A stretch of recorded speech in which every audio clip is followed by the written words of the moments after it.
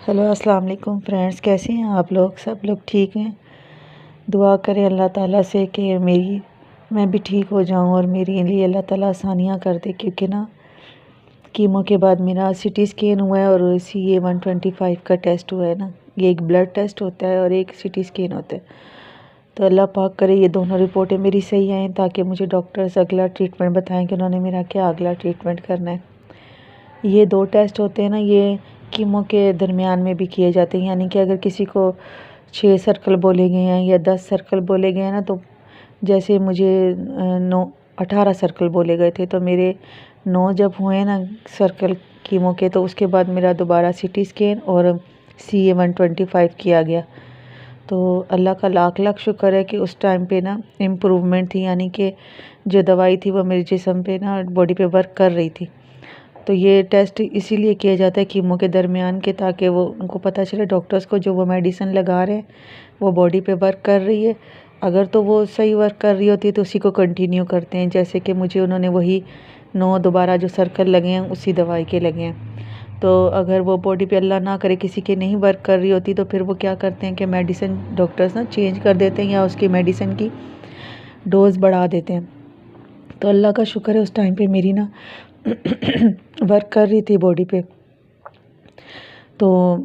آپ میرے لیے دعا کریں کہ اللہ کرے ابھی جو میرے دونوں ٹیسٹ ہوئے ہیں کیمو کے بعد، CT اسکین بھی اور CA-125 بھی، اللہ کرے یہ دونوں صحیح آئیں،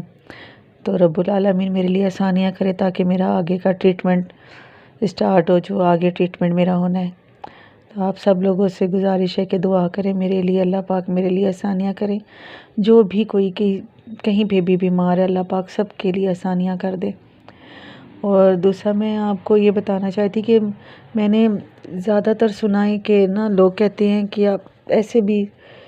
کہ کینسر زیادہ تر نظر بد کی وجہ سے ہوتا ہے، تو